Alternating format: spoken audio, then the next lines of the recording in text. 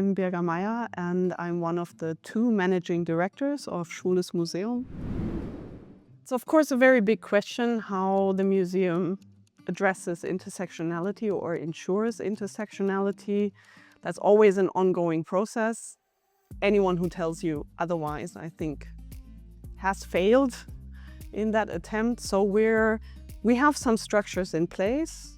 That means we have a mission statement, we have a code of conduct that we continuously work on. We also have structures where you can complain or address issues of discrimination.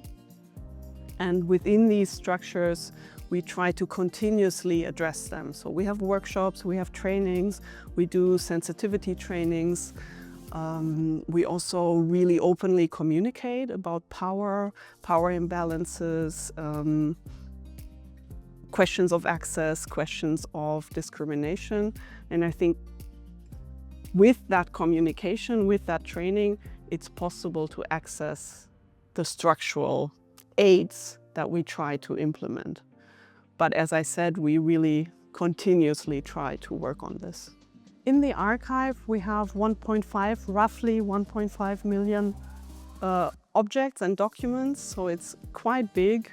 That also means the documents range from written sources, there might be t-shirts and buttons, clothing, we also have furniture, and of course we have the art collection. You find mainly 2 things. It's either individual records from queer people, mainly Germany, but also from around the world, or you find the history of the gay movement in Germany.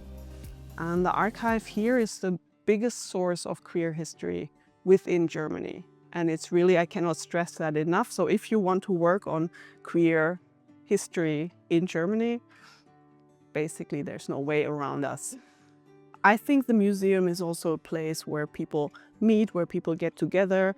It's quite important that you can come to a space that shows your story, where queer is the main thing that this is about. I think in a way that already builds a sense of community because it's your space. It's about your identity. It's about who you are or who you could be. And then it's also because the space is run by volunteers. So especially the cafe and the museum floor, it's completely staffed by volunteers, and that gives us particular feeling because it's members from your community welcoming you into your community space. The educational programs are for a variety of people actually, because they usually accompany the different exhibitions we do, and we don't have a fixed exhibition, so we show between 3 and 4 exhibitions a year, and the programming fits to that specific exhibition. In result, we also have very different publics come in, so depending on the topic, it brings in specific people from the individual communities. And I would say most of our visitors are either from queer communities or close to the queer communities. But of course also straight people are welcome to visit us and learn something about queer culture. We do a lot of training, of staff training and workshops, and how just overall addressing the question how to make this space feel welcoming and inviting. We also really work with participation so that people have a voice in how this space is structured and set up. And I think finally, because we really communicate those missions or those visions for wanting to be welcoming, and we actually mean it, so it's not just a statement, people also can voice what they would need in order to make a space feel inviting.